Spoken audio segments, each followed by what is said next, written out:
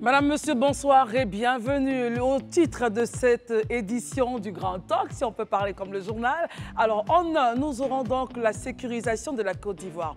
Pour lutter contre le terrorisme, le président de la République se tourne vers la Chine et Israël. En deux, nous parlerons de quoi? Alors, l'acquisition de la nationalité ivoirienne par mariage. Ça ne sera plus comme avant. En trois, alors on parlera du gouverneur du district qui s'entend avec les maires pour l'assainissement de la ville d'Abidjan. Et pour terminer ce plateau, le mariage, la prison, c'est pas de moi, c'est un livre. On recevra l'auteur. Pourquoi a-t-il écrit ce livre et pourquoi, selon lui, le mariage est considéré aujourd'hui comme une prison? Encore une fois, bonsoir et bienvenue, c'est le Grand Talk.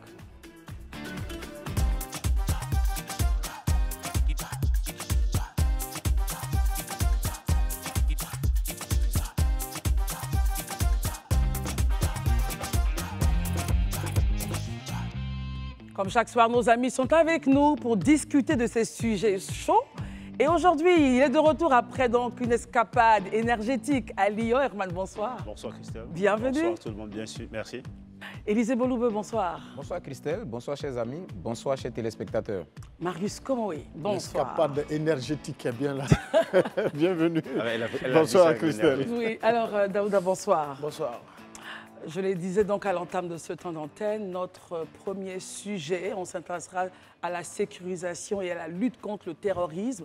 En Côte d'Ivoire, le président de la République décide donc de se tourner vers la Chine et Israël pour renforcer évidemment les capacités en équipement de notre armée. Déjà, on n'est plus avec le partenaire. En tout cas, sur ce coup-là, on n'est pas avec le partenaire naturel de la Côte d'Ivoire.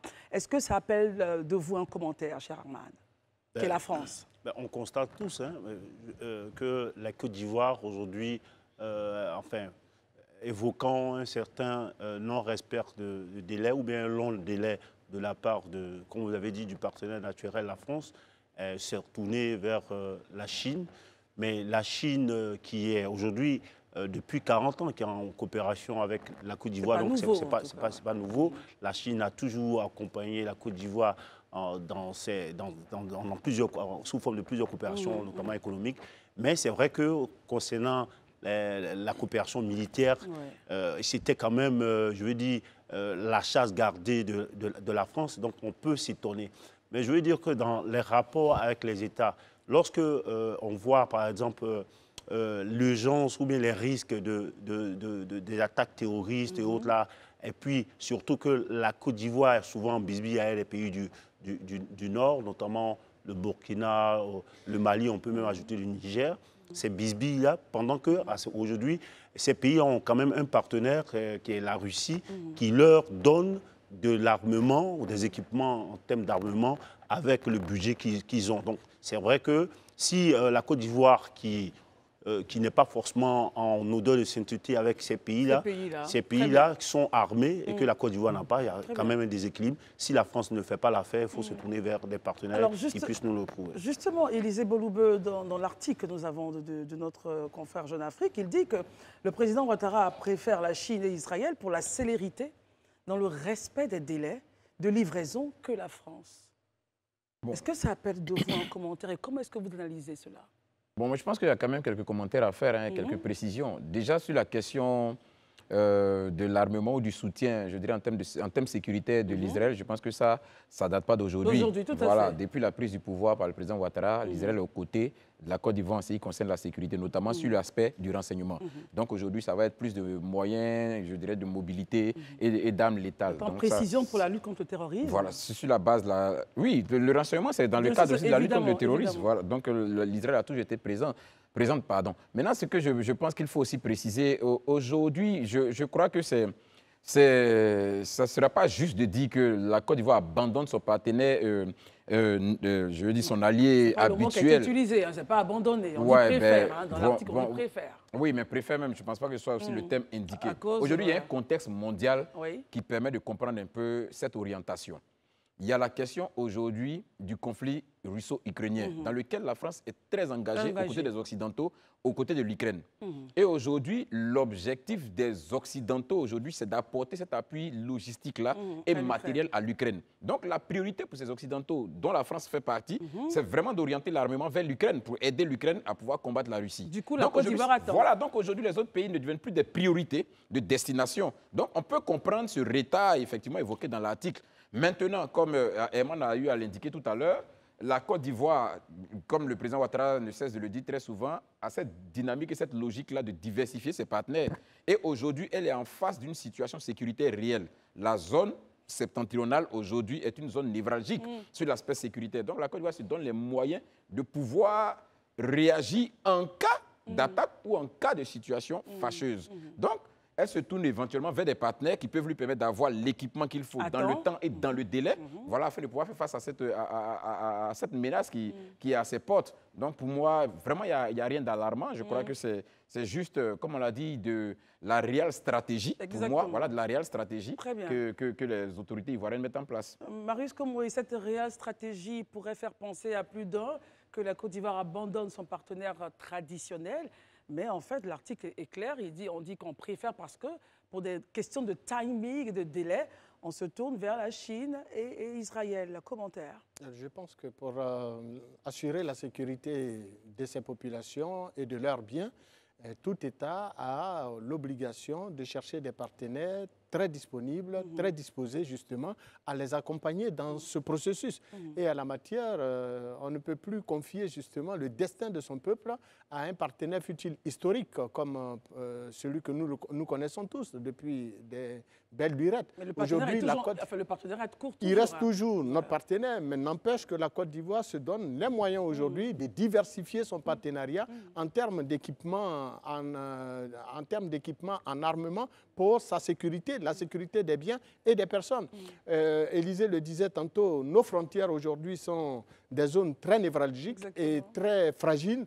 Et le terrorisme sévit dans la région septentrionale de l'Afrique de l'Ouest. Il est tout à fait indiqué que la Côte d'Ivoire prenne des mesures, tant au niveau donc, des moyens militaires aériens que des moyens militaires au sol. Et du renseignement aussi. Et du renseignement, surtout du renseignement. Parce que la guerre même, d'abord, c'est la communication et le renseignement. Et donc, il est tout à fait indiqué pour la Côte d'Ivoire de se pencher vers de nouveaux partenaires. Et à la matière, je peux vous rassurer, comme Herman disait tantôt, que des bisbilles entre la Côte d'Ivoire et certains de des pays d'à côté, mais il n'en est rien. Hein.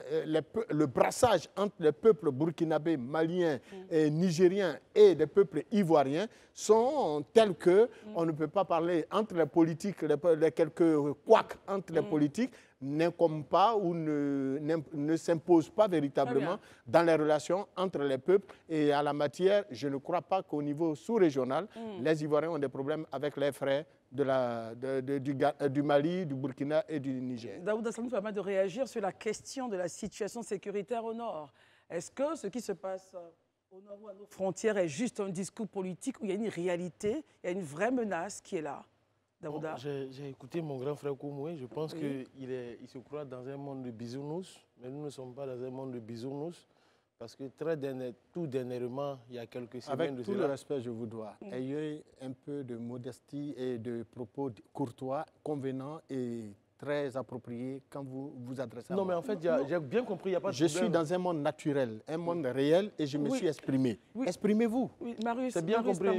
Daouda, je tenais vraiment à faire cette précision pour que cela ne se répète plus sur le plateau. Oui, tout à fait, c'est bien noté. Merci. Alors, Daouda, le mot bisounours n'a pas été de cette... Voilà, peut-être qu'il y a beaucoup de candeur sûrement dedans. Oui, mais bon, retirez le mot et puis on continue. Non, retirez le mot bisounours, mais je pense qu'il y a beaucoup de candeur. Mais tout dernièrement, pour qui suit l'actualité sociopolitique et les relations internationales au niveau de la sous-région ouest africaine, on a vu que dernièrement, il y a eu des échauffourées à nos frontières au niveau du Burkina. Donc ce qu'Herman dit est très juste quand on sait qu'il y a un refroidissement diplomatique entre la Côte d'Ivoire et le Mali depuis très longtemps, depuis l'arrivée de Assimi Goïta au pouvoir. Il y a eu l'affaire des 49 soldats et on a jusqu'à présent deux de nos gendarmes qui sont encore au Burkina, nous dit qu'il n'y a rien. Bon, je pense qu'il y a beaucoup de candeur dans ces propos. Maintenant, ceci étant dit, l'article dont vous parlez justement tout à l'heure, moi je veux dire qu'aujourd'hui, il y a eu Conseil des ministres. C'est cela. Voilà, le gouvernement n'a même pas parlé de cette affaire d'armement. Même le Conseil de sécurité n'en a pas parlé. Je ne mets pas en doute l'article de nos confrères de Jeune Afrique, mais je veux dire, il faut prendre les choses avec beaucoup de pincettes dans ce dossier-là. Mais une chose est certaine, je pense que le terrorisme est à nos portes, que ce soit, tu parlais de la zone septentrionale, le terrorisme est à nos portes, eux-mêmes, ils ont beaucoup de fragilité et il y a des menaces.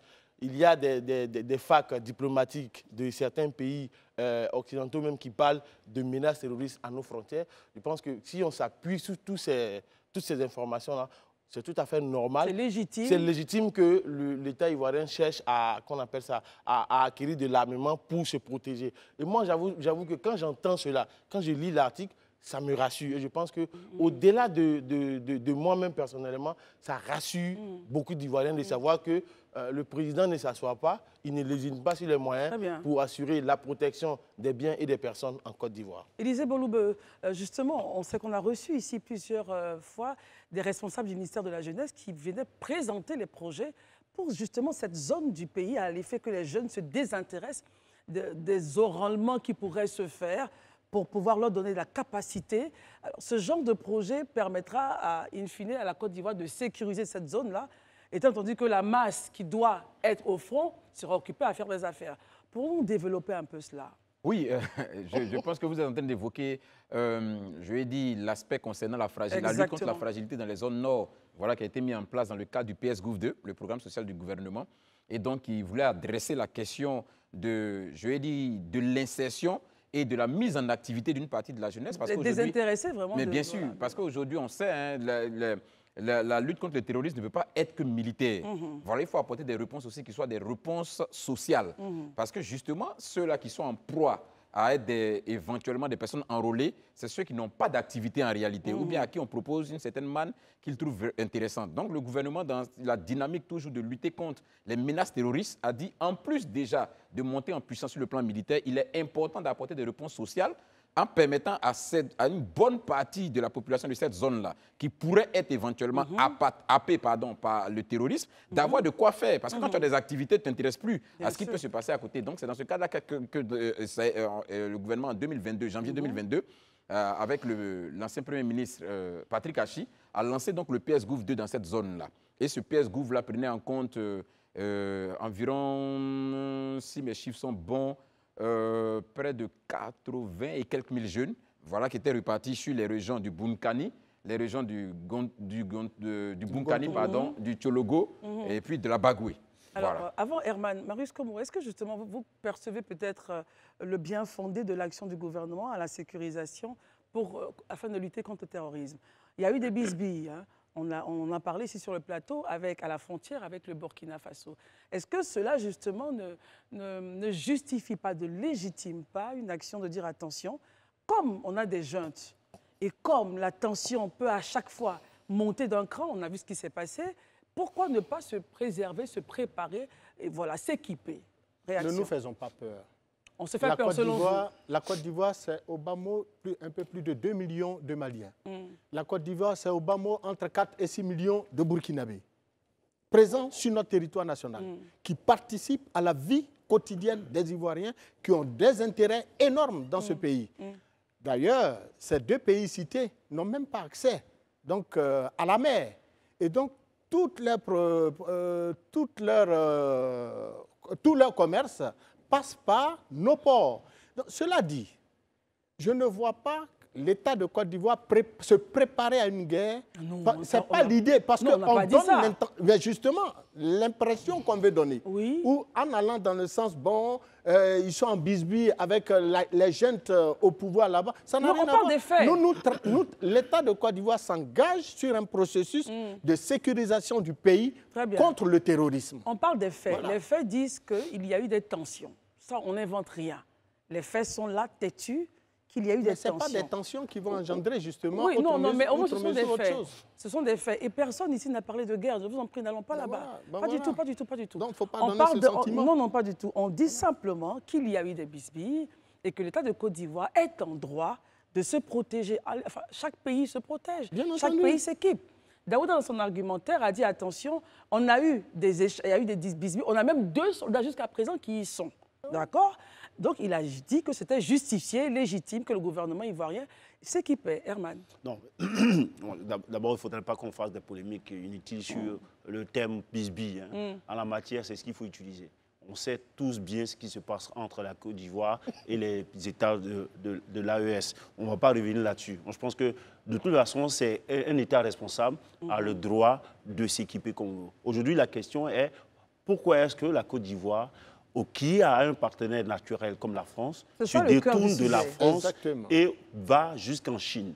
Avec qui, la Chine, c'est vrai que la Chine n'est pas nouvelle, mais avec les habitudes de coopération avec la Chine, c'était justement sur les questions économiques. Et sur les questions de défense, c'était précisément le partenaire privilégié qui était la France. Donc on se peut se poser des questions.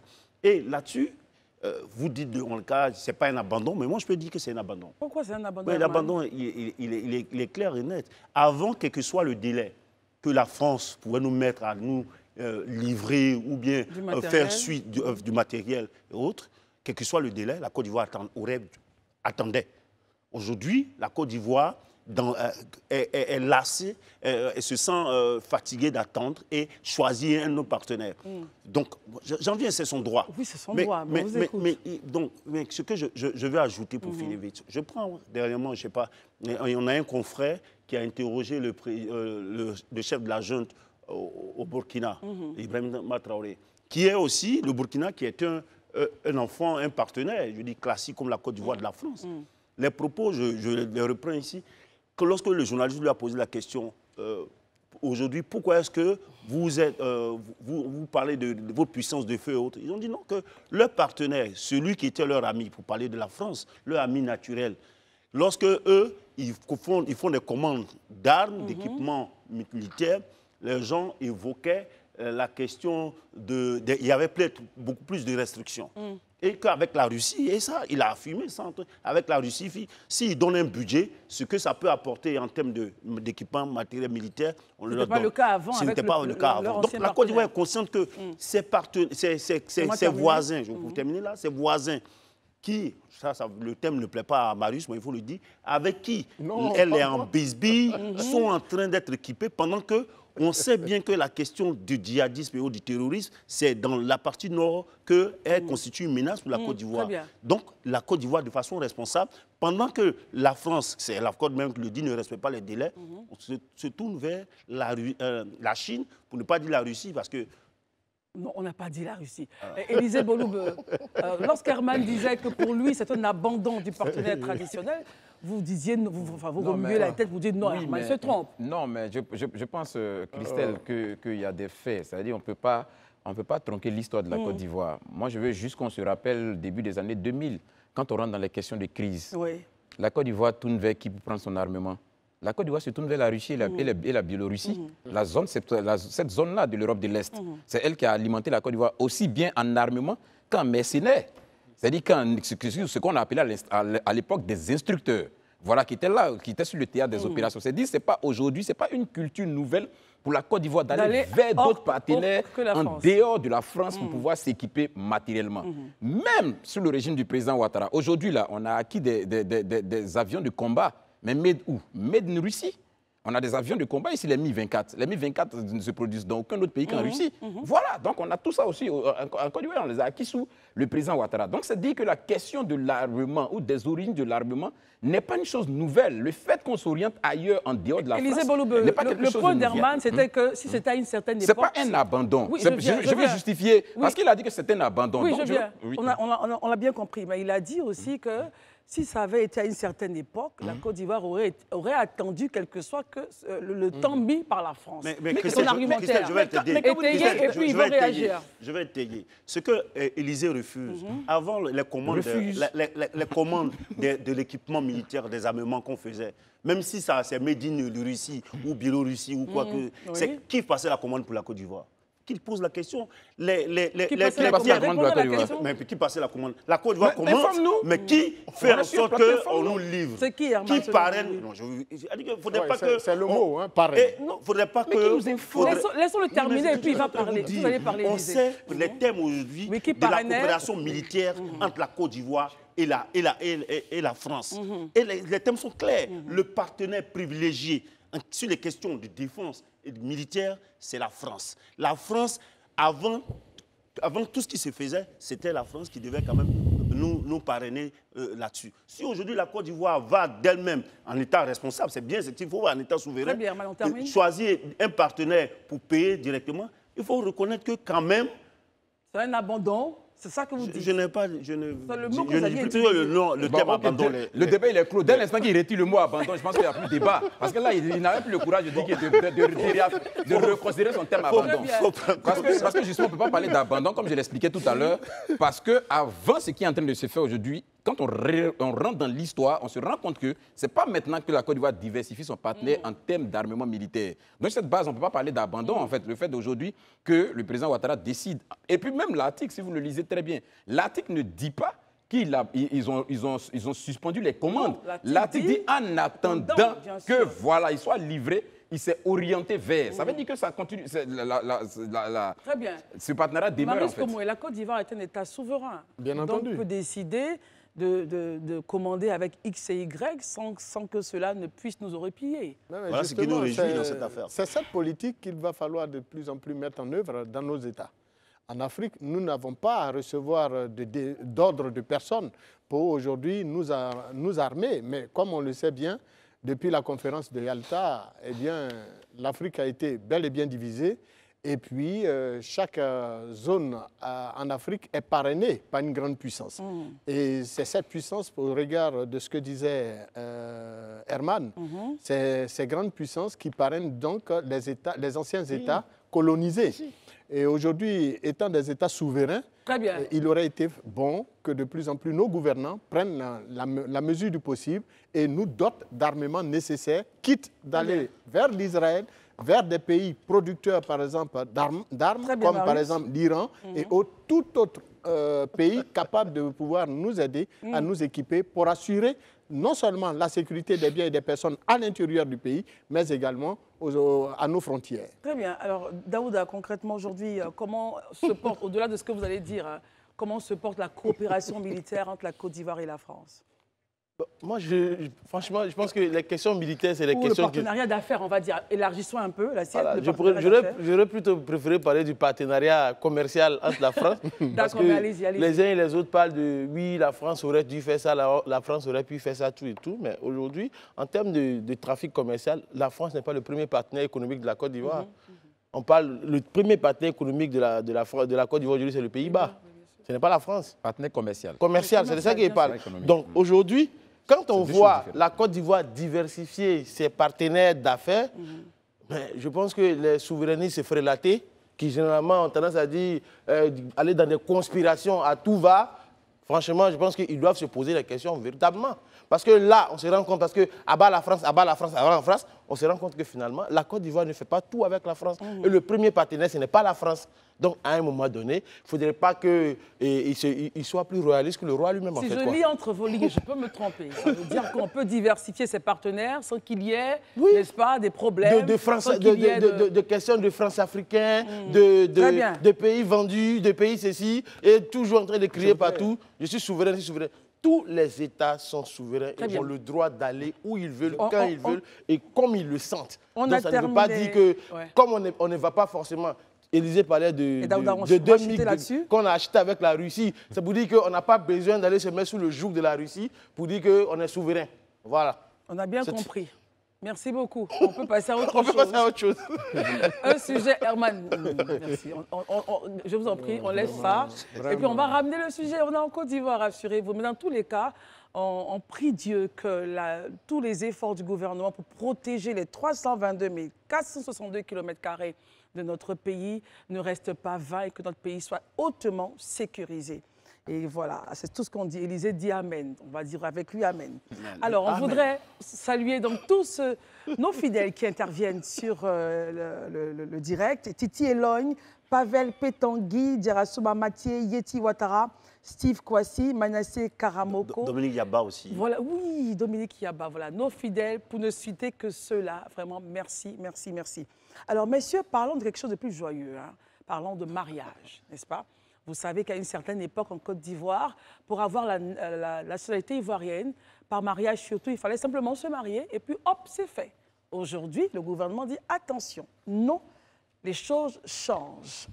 La question donc, que je viens d'évoquer, c'était donc depuis la loi de 2013. Aujourd'hui, depuis 2023, il y a un nouveau projet qui est passé, qui a été présenté, et puis voilà, présenté au Sénat, je pense, la semaine dernière. Voilà, la semaine dernière, je retrouverai le point.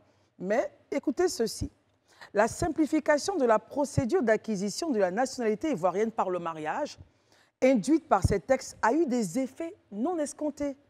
En effet, les textes susmentionnés donc de 2013 et depuis juillet 2005 et septembre 2013, contrairement à l'objectif visé, ont entraîné la multiplication des mariages de complaisance, n'est-ce pas, notamment à des fins migratoires, apparus pour ceux qui les contractaient comme un moyen pour contourner la procédure ordinaire de naturalisation. Daouda, pourquoi aujourd'hui le gouvernement corse un peu l'acquisition de la nationalité ivoirienne par mariage? Au-delà des raisons que je viens d'évoquer. Oui, au-delà de l'exposé des motifs que vous venez de donner, qui a été présenté au Sénat, vous vous rappelez que dernièrement, il y a eu un gros trafic sur l'identité, la nationalité ivoirienne. On a même vu des gens qui sont allés en prison, qui ont été jugés pour cela. Et même dans un article de nos confrères, à un moment donné, on parlait de tous ceux qui partaient en migration. On parlait de 15 000 Ivoiriens qui migraient au niveau de Lampedusa et autres. Alors que dans les faits réels... Et dans les faits, avec l'enquête qui a été diligentée par l'État de Côte d'Ivoire, après enquête, on se rend compte que c'est seulement 153 personnes qui sont ivoiriennes dans les 15 000. Donc, en gros, puisque le passeport ivoirien est prisé par beaucoup de personnes, pourquoi? Parce que la diplomatie ivoirienne étant très forte, ça fait qu'entre le Maroc, la Tunisie et beaucoup d'autres pays qui font frontière avec les côtes européennes, il n'y a pas de passeport, il n'y a pas de visa. Donc ces personnes-là viennent ici, ils vont trafiquer la nationalité ivoirienne pour pouvoir partir, ou bien ceux qui ne veulent pas le trafiquer vont aller par le mariage de complaisance ou acheter des choses. Notamment, il y a des nationalités qui sont bien connues que je ne vais pas citer. Maintenant, le gouvernement dit non. Le gouvernement dit, OK, comme c'est comme ça, désormais, pour avoir cette nationalité-là, il faut avoir fait 5 ans de mariage. Et ce n'est pas parce que tu as fait 5 ans de mariage qu'automatiquement tu as la nationalité. Parce qu'après les 5 ans, tu dois demander à une commission qui va aussi étudier le dossier pour voir si on te donne la nationalité. Mais on peut baisser le nombre d'années à 3 ans s'il y a enfant dans le couple. Moi, j'ai 2 enfants. Deux enfants. Mais j'avoue que sincèrement, ça c'est mon opinion sur la question. C'est une décision. C'est une bonne chose. Mais c'est une très bonne chose parce qu'à un moment donné, notre nationalité était bradée un peu partout. Vous vous rappelez que dans l'article qui est apparu en ce temps-là, mais des djihadistes au Pakistan, en Syrie, avaient nos passeports. Comment se fait-il que notre passeport se trouve jusqu'en Syrie? Mais c'est parce qu'il y a des gens qui utilisaient le mariage de complaisance. Et j'avoue que le fait que le gouvernement prenne le taureau par les cornes comme ça, c'est une très bonne chose. Herman, réaction? Non, moi je veux dire que c'est un État responsable, hein, un pays responsable, se dote d'une politique d'immigration assez sereine et responsable.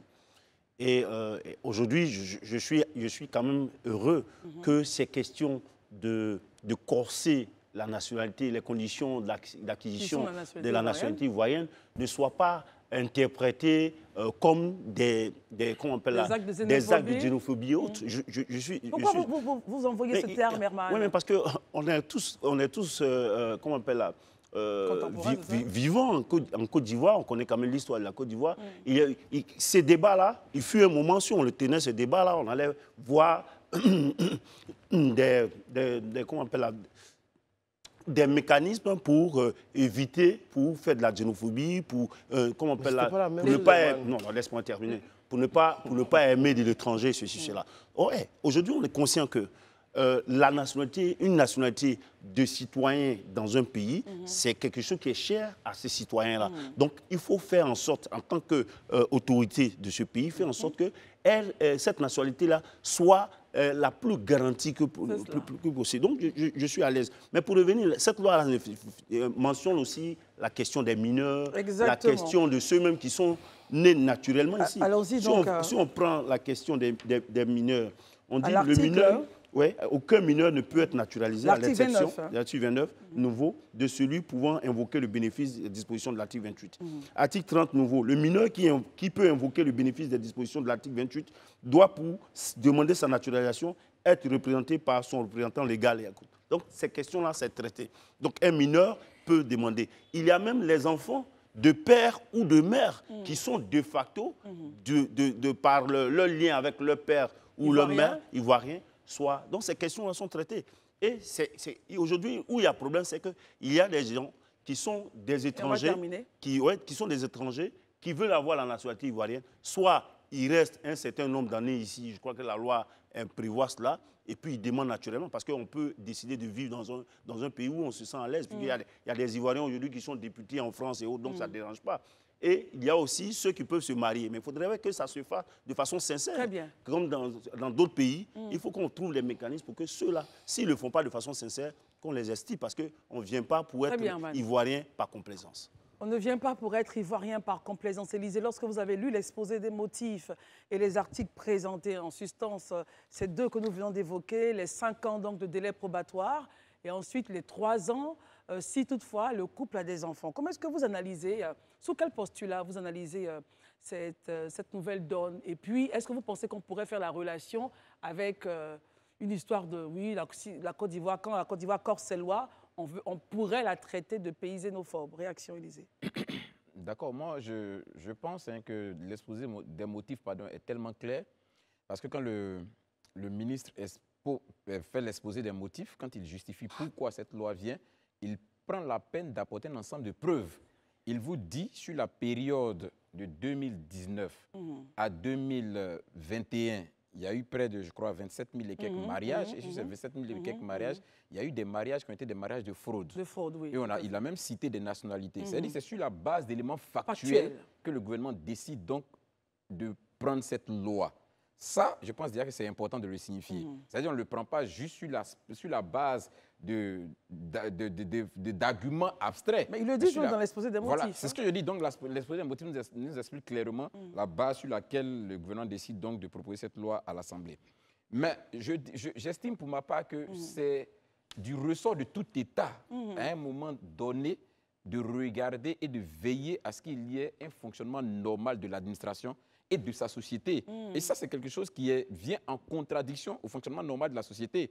S'il faut qu'on contracte des mariages justes parce qu'on veut contourner le dispositif qui est mis en place pour pouvoir bénéficier des avantages de l'État, mais en retour ne rien donner, il y a un problème. Et c'est ce que l'État décide donc de résoudre. Maintenant, sur la question est-ce qu'on trouve que ça rentre je vais dire en étroite ligne avec les argumentaires relatifs à la xénophobie. Il dit non, il ne faut pas qu'on fasse d'amalgame.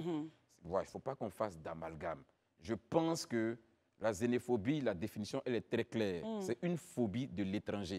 Je ne pense pas que cette loi-là soit de nature à créer une phobie de l'étranger. Donc, vraiment, il faut éviter de tenir des propos qui, à mon sens, prêtent à confusion et peuvent vraiment donner un mauvais signal par rapport à cette loi. Ce n'est pas le cas. C'est son analyse. Voilà, donc c'est vraiment important aussi de le spécifier. Rapidement, Herman, réaction. Est-ce que vous comprenez pourquoi Élisée dit qu'il faut faire attention à ne pas utiliser certains termes qui pourraient... Je comprends aisément, Élisée. Les textes sont clairs. Hein.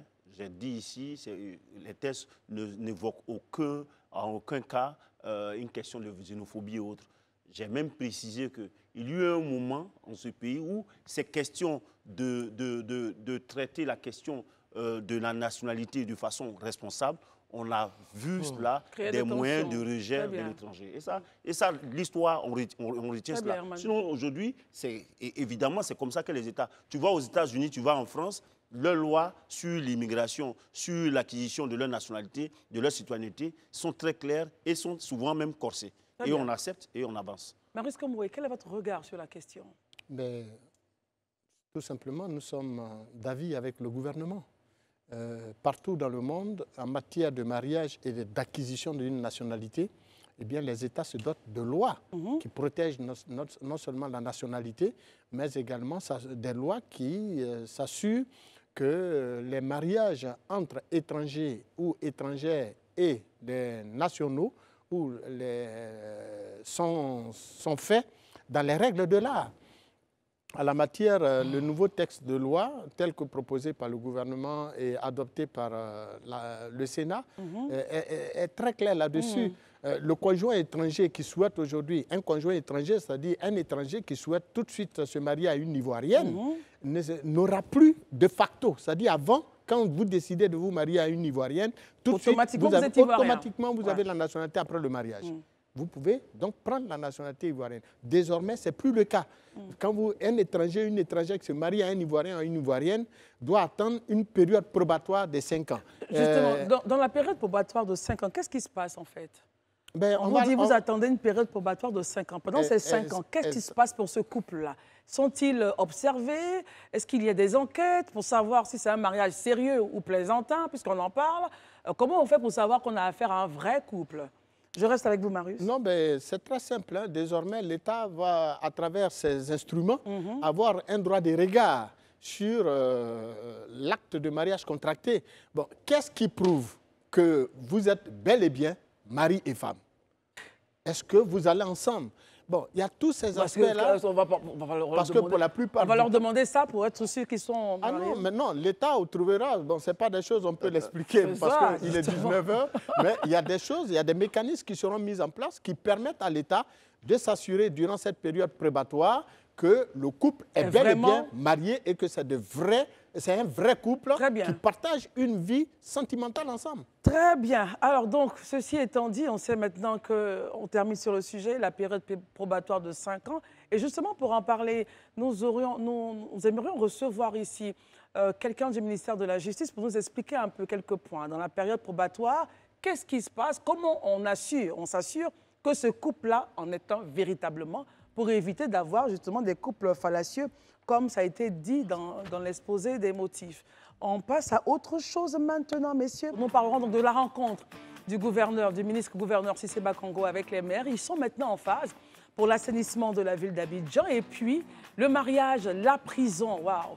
Ce titre-là, un livre que on aura donc à en débattre avec son auteur. Pourquoi un tel titre? Restez avec nous, à tout de suite. Merci d'être avec nous. Notre plateau n'a pas changé. Herman Aboua, Élisée Boloubeu, Marius Komoé, Daouda sont toujours présents. Et nous allons maintenant vous présenter celui dont je parlais tout à l'heure. Le mariage, la prison, l'auteur est là. Dans quelques petites minutes, on le recevra. Mais pour l'instant, messieurs, commençons avec cette réunion, ce conseil permanent de concertation qui a eu lieu donc entre le ministre-gouverneur et les maires du district à l'effet de lutter contre la mendicité qui a atteint un seuil critique, chers téléspectateurs.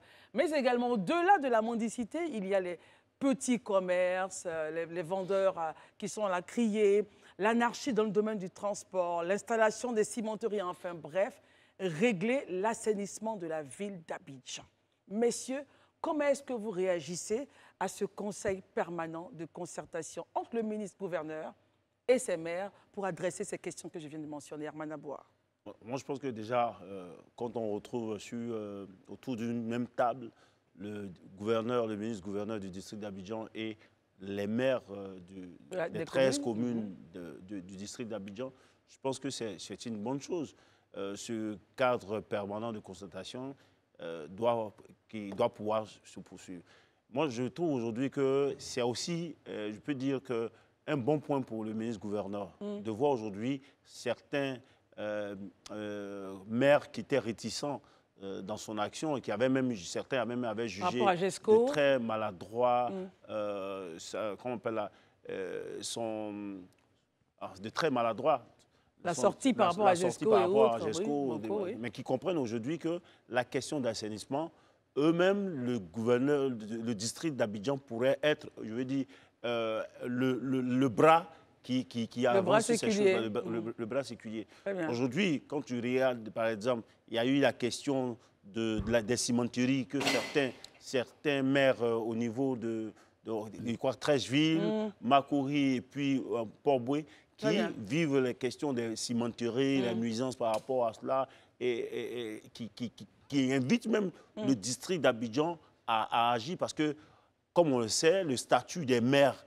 Les maires ne peuvent pas réagir eux-mêmes, selon vous? Ils devraient pouvoir réagir, mais on connaît leur calcul électoraliste qui souvent les empêche, qui les empêche de réagir, sur ces questions. Élisée Boloubeu, comment est-ce que vous appréciez donc ce cadre permanent de concertation?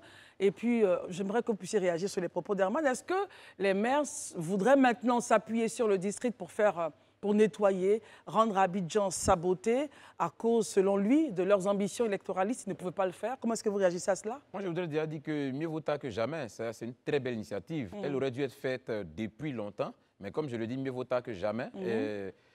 C'est ce qu'on a demandé au ministre-gouverneur du district d'Abidjan. Vous ne pouvez pas entreprendre des initiatives, même si c'est pour embellir la commune et autres, tout ça, sans qu'il y ait cette main associative à l'endroit des premiers magistrats des communes, à savoir les mairies. Donc, c'est une très belle initiative de mettre en place ce comité permanent de concertation.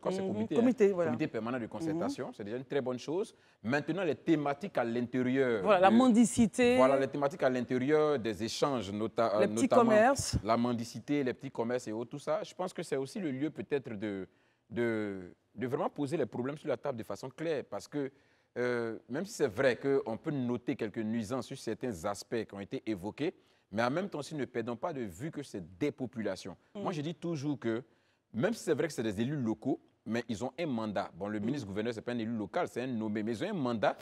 Et il ne faut pas perdre de vue qu'il y a une dynamique nationale insufflée par le programme du président de la République. Le programme Une Côte d'Ivoire solidaire. Toujours avoir ça en tête. Aucun Ivoirien ne doit laisser pour compte ni en bordure de route. Ça doit guider les actions de tous les magistrats qui gèrent nos cités, à commencer par le ministre-gouverneur. Alors, Marius Komoué, l'autre mesure de cette lutte, et je pense que ça a été à l'agenda de cette rencontre-là, c'est la création d'une brigade de lutte contre les vendeurs ambulants, les mendiants et les détenteurs de charrettes à bras appelés ou au trot en Côte d'Ivoire. Alors, pour vous, on les dégage des routes, on assainit, mais que faisons-nous de ces populations? Est-ce que ce n'est pas aussi le travail de la collectivité de réfléchir, in fine, en se disant, c'est vrai, ils sont peut-être mal installés, ces femmes qui vendent, ou ces jeunes filles qui vendent de la viande, de la sauce, enfin bref, sont peut-être mal installées, mais ne faut-il pas les encadrer et faire en sorte qu'elles puissent, bien encadrer, payer des taxes et puis voilà, favoriser, permettre à la Côte d'Ivoire d'avancer? Comment est-ce que vous réagissez à cela, Marius Komoué? Bien évidemment, c'est le travail des collectivités de se pencher sur le quotidien de la population. Chaque entité étatique a des obligations vis-à-vis de ces populations. Encore plus les collectivités. Et à la matière, les mairies ont un rôle prépondérant à jouer dans le cadre justement de ces braves dames qui, malgré la pauvreté grandissante, arrivent à se lever très tôt le matin, font des petits repas et les vendent en bordure de route, quand bien même, en tant que défenseurs des droits des consommateurs, nous rouspétons contre justement ces pratiques, la vente des aliments sur les voies publiques. Oui, on a parce un problème que de salubrité pour nous, aussi, en question de salubrité, voilà, la sécurité sanitaire des aliments, c'est un problème crucial qu'il faut évidemment juguler. Et à la matière, je pense que les dégager, mais c'est une bonne chose. Les dégager, c'est une bonne chose, mais il faut justement les orienter dans un espace bien précis. Et ça, les mairies doivent jouer un rôle prépondérant. Maintenant, pour les autres, les charrettes et autres, mais les mendiants, ils n'ont même pas à s'asseoir sur les voies publiques. Encore moins les vendeurs ambulants qui font de la concurrence déloyale aux commerçants qui payent régulièrement les impôts. Ce n'est pas normal. Des gens qui ne payent pas des impôts, ils occupent nos voies, ils les alerdissent, ils créent des problèmes d'accidents. Et en plus de ça, ils sont, pour la plupart, certains parmi eux sont des agresseurs. Et donc, il faut forcément les dégager de nos voies publiques et permettre justement une fluidité de nos routes. Daouda, alors... on dégage les mendiants, les petits commerces, on a un cadre permanent de concertation. Pour vous, c'est une très très belle idée. Ma seconde question, et je m'excuse de les coller ainsi, est-ce que vous pensez que les collectivités devraient pouvoir réfléchir à une stratégie pour reloger ou recaser, je parle des vendeuses hein, qui vendent en bordure de route, les mamans, les jeunes filles qui se débrouillent avec cela. Pour vous, quel serait le regard de la collectivité vis-à-vis d'elles? Déjà, il faut dire les choses. Je pense que dans ce comité de concertation, c'est la responsabilité même des collectivités qui est mise en jeu dans un premier temps. Pourquoi? Parce qu'aujourd'hui, on veut mettre les vendeurs à la sauvette ou bien les dames qui vendent au bord de route hors d'état de nuit au niveau de nos routes. Oh, c'est une façon de parler, mais il est clair que les élus locaux, notamment les maires, doivent prendre leurs responsabilités. Quand on va dans les différentes communes, quand on regarde comment on appelle ça, les places au marché, ça coûte extrêmement cher. Donc je pense que les collectivités locales peuvent... On n'arrive pas à avoir accès au marché. C'est ça, il faut mettre en place en fait une stratégie de sorte que les femmes ou les vendeurs en bordure de route puissent avoir accès à ces marchés-là à moindre coût. Ça, c'est un premier temps. Mais pour la question des mendiants, vraiment, je ne veux pas passer par 4 chemins, que chacun se lève chaque matin pour aller travailler. Parce que l'État ne va pas passer son temps en train de nourrir tout le monde. Ce n'est pas un nouveau débat, les mendiants. Ce n'est pas un nouveau débat parce que déjà, même dans la religion musulmane, parce que les gens aiment s'asseoir dans des boubous, de gros boubous, même l'islam proscrit la mendicité. Donc c'est pour dire que, franchement, que chacun se lève. Souvent, on voit des gens en bordure de route. Je vais vous dire à Sokosé. Moi, j'ai vu quelqu'un... les braves dames qui sont là. Moi, j'ai vu quelqu'un se traîner toute la journée en bordure de route. Mais le soir, en rentrant, je passe par l'hypermarché, je vois la même personne, mais comme par miracle, au temps de Jésus, en train de marcher. C'est pas vrai. Je vous le jure. Je vous le jure. J'ai été choqué. Il se traînait toute la journée. Donc on a certains qui seraient peut-être des comédiens enfin, dedans. Mais c'est des arnaqueurs pour certains. Mais même si d'autres ne sont pas arnaqueurs, franchement, on ne peut pas avoir ces deux jambes et ces deux bras très valides et refuser de travailler. Il faut aller travailler. Très bien. On a terminé sur le sujet. Je voulais juste signaler qu'il y a le gouvernement nigérien qui vient de prendre une mesure pour rapatrier tous les Nigériens en situation de détresse, notamment les mendiants dans les autres pays. C'est ça. Donc je pense bien que ça participe dans une certaine facilitation du travail du CPC entre le gouverneur et les maires d'Abidjan. On espère qu'en tout cas, ce cadre, ce comité permanent de concertation pourra arriver à débarrasser Abidjan donc, des mendiants. Maintenant, pour la question des vendeurs ambulants, il faut vraiment que la collectivité et les femmes, voilà, les collectivités pour se regarder la question des femmes qui n'ont pas peut-être les moyens d'avoir accès aux tables dans les marchés. Toujours des cas sociaux. Oh. Alors, je vais vous parler de ce livre. Notre auteur est là, Kakou Seka Marcel Sylvestre. Et quand je regarde la photo, en fait, sur l'image, mon Dieu, on a affaire à deux personnes malheureuses, mais tellement bien habillées, mais malheureuses dans une prison. Et imaginons que pour vous, cette prison constitue le mariage. Ces personnes-là sont tristes. Alors, nous avons Kakou Seka Marcel parmi nous. Kakou Seka Marcel, monsieur, bonsoir. Bonsoir. Merci d'être là. Merci le mariage, la prison. Quand on regarde un peu votre livre, vous dites que toutes les religions, donc la religion chrétienne, musulmane, bouddhiste, enfin bref, tous ceux qui croient en quelque chose valorisent le mariage, gardent toujours ce caractère vertueux du mariage. Mais aujourd'hui, il n'en est rien. Le mariage est devenu une prison, le mariage a perdu tout son honneur. Pourquoi un tel... Qu'est-ce qui vous amène à faire un tel état des lieux? Merci à vous. C'est notre plaisir. J'aimerais d'abord dire bonsoir à tout le monde et bonsoir à nos chers téléspectateurs. Au fait, ce livre, pour moi, est un livre qui vient pour crier fort ce qui se passe plus bas. Aujourd'hui, c'est beau. Ce qui se passe plus bas. Hein? C'est beau de dire, je vais me marier. On voit des gens qui courent, on veut se marier. Il faut aller voir mes parents, voir mes parents. Chérie, c'est quand tu vas voir mon père, c'est quand tu vas voir ma mère, c'est quand la dot. Mais en réalité, ces personnes-là, quand ils rentrent dans le mariage, on voit que même pas un an, ils cherchent à ressortir. Donc, quel est le véritable problème? Et après plusieurs études, plusieurs écoutes, on constate que ce mariage, qui devait être source de bonheur, source de joie, source de gaieté, devient en réalité une prison où ces personnes-là perdent leur liberté, perdent leur vie, perdent le sens même de l'amour, perdent le sens de la gaieté, et ces personnes-là deviennent autre chose, on peut le dire même, des loups. Très bien.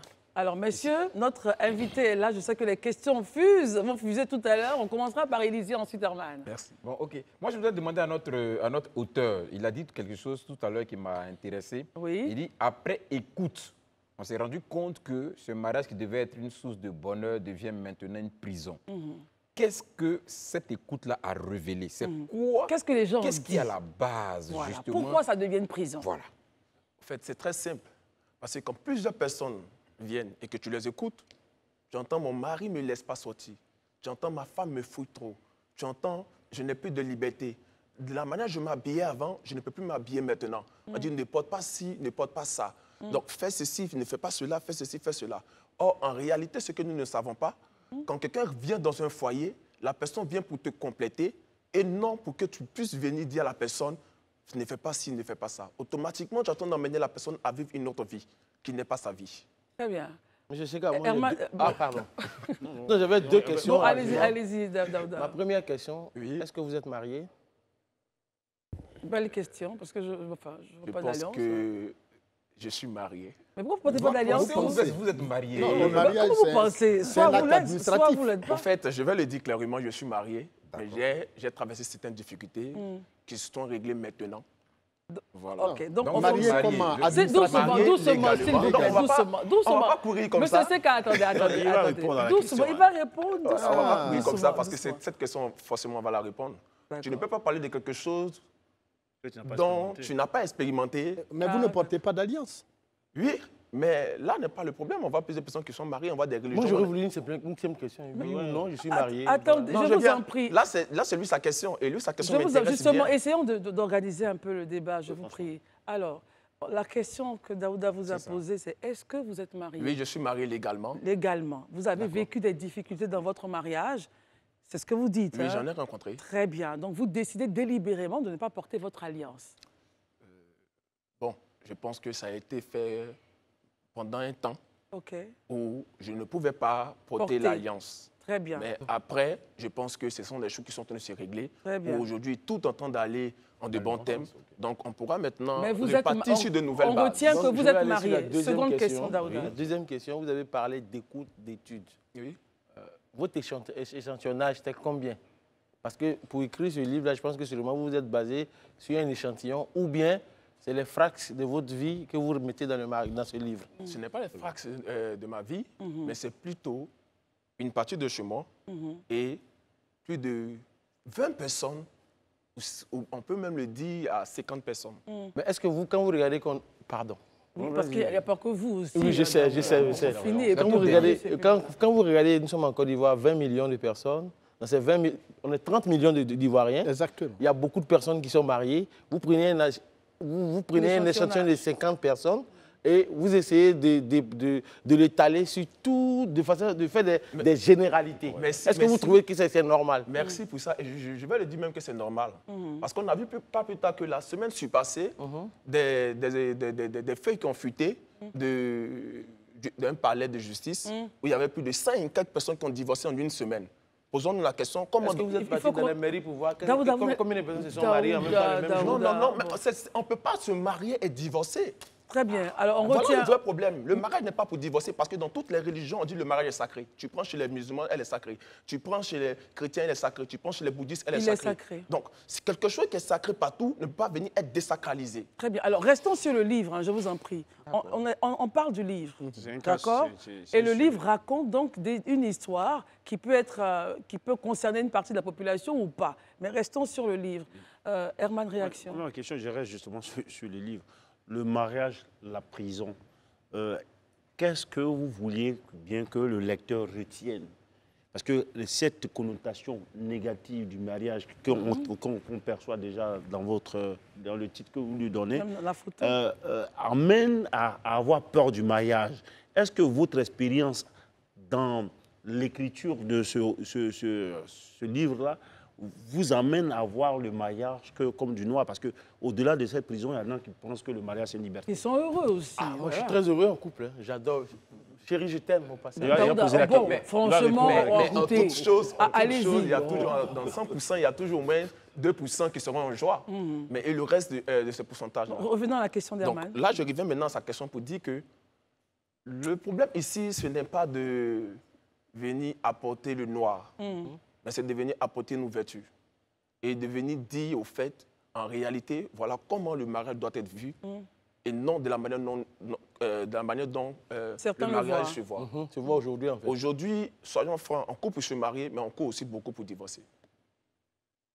Donc, voilà la raison pour laquelle... Moi, je vous aurais proposé un titre avec peut-être un point d'interrogation après la prison. Non, je préfère plus le point. C'est son point de vue. on C'est un choix d'écriture, il est l'auteur. Oui. Au fait, si vous voulez, on fait une expérience. Tu vois une belle femme comme ça, toute belle. Je prends un exemple simple. Bon, on va aller comme ça. Allons-y. Une femme toute belle, bien magnifique. On la prend, on la met dans un foyer. Et revenez 6 mois après. Mais ce n'est pas toutes les femmes, attendez, non. C'est justement de ça que je parle. Monsieur Seka est dans la généralité. Ce n'est pas toutes les femmes. Non, ce n'est pas toutes les femmes. Voilà. Mais là, il faut biaiser vos propos. Là, nous venons sauver, au fait. Nous ne venons Très pas apporter le noir ou quelque chose, nous venons sauver un foyer, au fait. Très bien. C'était son point de vue, c'est l'auteur. C'est comme ça qu'il a vu, il a fait le livre. On réagit là-dessus. Marius Combré, allez-y. J'avoue que je vous ai écouté avec beaucoup d'attention. J'ai écouté mes confrères vous faire part de leurs préoccupations au travers des questions qui vous ont été posées. J'avoue que le titre de votre livre... Vous choque un peu? Me choque même, le mot, je dirais même, est petit. Parce que pour moi, le mariage, tel que je l'entends dans mon entendement personnel, le mariage n'a jamais été une prison. Effectivement. Et ne doit jamais être une prison. Le comportement des individus dans une société qui fait que les mariages n'aboutissent pas ne devrait pas dépendre sur un ensemble d'une population de plus d'une trentaine de millions d'individus. Mais partout dans le monde, les gens se marient. Et ils sont les plus nombreux qui sont mariés. Je ne crois pas qu'en Côte d'Ivoire, c'est vrai, au-delà de la jeune génération, donc de la population qui n'a pas encore l'âge de se marier, de contracter l'acte de mariage, tous les adultes qui ont contracté l'âge de mariage sont les plus nombreux à ne pas se divorcer. Des parents ont vécu ensemble pendant près de 40 ans de vie commune et continuent de vivre ensemble. Leurs enfants ont connu également des dames, les dames ont connu des hommes vivre heureux. Sur ce plateau, vous avez des mariés. Et croyez-moi, c'est des gens qui vivent heureux avec des enfants. Donc, très souvent, la réalité d'un couple qui fait qu'il y a des dysfonctionnements dans la relation, on a tout simplement besoin, la réalité de ce couple a tout simplement besoin d'être recadrée. Mais en même temps, Marius Combré, quand je regarde mais ça ne doit pas faire de leur union une prison. Permettez, je pense que chacun écrit son histoire en fonction de, comme il a dit, ce qu'il a vécu et en fonction des faits de société qu'il remarque. Oui, mais en fait, moi, je constate qu'il allait beaucoup sur le côté violence, mécontentement, souffrance. Mais le mariage n'est pas que violence, souffrance, mécontentement, trahison, infidélité. Très bien, on va permettre à l'auteur de répondre. Je ne vous prends pas la parole, mais pour ceux qui vont lire ce livre, vont constater que dans ce livre, on a aussi parlé de ce qui est bon. Ah, super. On a aussi parlé de ce qui est bon. On a aussi même donné des enseignements, comment marcher pour que ton mariage soit parfait. Très bien. J'ai deux petites questions. Kakou Seka Marcel, oui. Êtes-vous sorti de votre goumen, ce qu'on appelle le chagrin d'amour? Et ça, c'est la première question. Mais pourquoi... Herman a répondu à ça, il a dit que ça s'arrange maintenant. Hein. Il a répondu, donc allons à la deuxième question. Il a dit qu'il a connu quelques difficultés. Non, mais parce qu'en fait, mon point de vue, c'est que je trouve qu'il n'est pas encore totalement sorti de ce chagrin d'amour. Il a dit qu'il est sorti. Je peux analyser. Ça, c'est vous. Ça, c'est vous. Allons-y. Bon, ok. Ma deuxième question. Pourquoi un féru de lecture doit-il se rendre dans une librairie et acheter votre œuvre? Qu'est-ce qui est le plus pertinent? Ce qu'on doit retenir, de plus pertinent qui peut créer le déclic pour acheter votre livre. Je disais une fois à quelqu'un, on ne peut pas te mettre derrière des caméras et filmer une scène tant que tu n'as pas été formé. Vous voulez dire? En d'autres termes, je ne peux pas rentrer dans un mariage sans avoir la formation du mariage. Il faut être formé pour se marier. Ça, par contre, c'est bien dit. Pourquoi il faut être formé pour se marier? Parce que ça a tout un sens. Allez-y. Et quand je l'ai dit ainsi, si on te met dans quelque chose dont tu n'es pas formé, tu vas commettre des erreurs. Tu vas commettre peut-être même des erreurs, mais irréparables. Tu peux dire des choses qu'il ne faut pas dire à ton conjoint. Tu vas peut-être avoir un comportement que pour toi, tu penses que c'est bien. Or, ce comportement ne se fait pas. En vérité, vous nous enseignez qu'il faut être préparé Élisée pour Boulou. le mariage. Élisée, allons-y. D'accord, moi je voudrais tout de suite, avant qu'on aille vraiment loin, te dire merci pour ce livre. Pour la simple et unique raison que si on ne veut pas faire de langue de bois, qu'on veut être honnête, honnête, je dis bien honnête, on comprendra que la thématique que tu abordes est une thématique centrale. Absolument. Parce qu'aujourd'hui, la société, c'est déjà la cellule familiale, avant qu'on aille loin. Exactement. Et on ne peut pas nier aujourd'hui que les problèmes de famille, Les couples. voilà, de couples et de famille sont aujourd'hui vraiment le problème à l'ordre du jour. Mais ce que je veux juste savoir, c'est avoir ton opinion. Est-ce qu'en dépit de tout ce que tu as bien pu traverser, en dépit de tout ce que tu as vécu, ton opinion c'est laquelle? Est-ce que le mariage est encore nécessaire et utile? Tu penses que le mariage est encore nécessaire et utile? Pour moi, le mariage a tout son sens dans cette société. Il faut continuer. Mais il faut être préparé. Elle a tout son sens, mais il faudrait qu'on éduque ces personnes qui vont au mariage. Alors Vous l'avez dit, il a tout justement, son sens. pour M. Seka, quand vous dites il faut qu'on éduque, généralement les gens se concentrent un peu plus sur l'extérieur. Donc le bling-bling, la tenue de la mariée, du marié, on aura combien d'invités, quel est le menu. Est-ce que pour vous c'est vraiment ça, le mariage, ou il faut autre chose pour pouvoir tenir et éviter cette prison? En réalité, ça même n'est rien dans le mariage. Quelle est cette éducation alors que vous souhaitez? L'éducation, d'abord, c'est que la personne connaisse ou que la personne sache se comporter envers son conjoint. Parce que si tu te comportes mal envers ton conjoint ou tu te comportes mal envers ta conjointe, tu vas la transformer, elle deviendra autre chose. Comment on apprend à savoir se comporter dans un couple? Il faut acheter le livre. Voilà, ça aussi c'est important. C'est pas vrai. Tu l'as bien mis. Acheter le livre. Ça aussi c'est important. J'ai aimé celle-là. Est-ce que le livre... Daouda, je vous aurais à l'usure. Est-ce que le livre est vendu déjà en librairie? Oui, les livres en librairie. Est-ce qu'on peut l'avoir à l'extérieur de la Côte d'Ivoire, hors Côte d'Ivoire? Bien sûr. On a déjà pensé à tout ça et déjà c'est déjà parti plusieurs fois. Très bien. Super. Alors, Bravo. l'idée pour Seka, Sylvestre. Marcel Sylvestre, c'est vraiment d'attirer l'attention des futurs candidats au mariage ou même Ceux des qui sont mariés, déjà là, les anciens mariés Et qui cela sont... même est dit que même si tu es vétéran dans le mariage, C'est ça, comme faudrait Daouda, très bien, qui est très Très heureux. vétéran. C'est instructif. En réalité, merci, on est Merci enfin bien. d'accord. Ce livre est très instructif, comme Élisée le disait. Qu'on le veuille ou non, c'est une problématique qui a pignon sur rue aujourd'hui. La question des couples, la question de la paix dans les familles. Parce qu'il y a des hommes et des femmes qui nous regardent et qui se sentent comme ça, en prison. Et pour nous, l'idée, c'est de dire il faut sortir de cette prison-là parce que d'abord, c'est votre choix. Et puis, ce qui est intéressant dans ça, c'est que c'est vous qui avez la clé de la prison. Vous avez ça dans vos mains. Vous pouvez régler la situation. C'est le couple, en fait. Soyons francs, c'est le responsable de son couple qui peut sauver son foyer. C'est justement ce que je dis. c'est ce qu'elle dit. C'est ceux qui sont dans la cellule qui ont la clé en main. Ouais. Voilà, qui peuvent ouvrir la porte quand ils le désireront.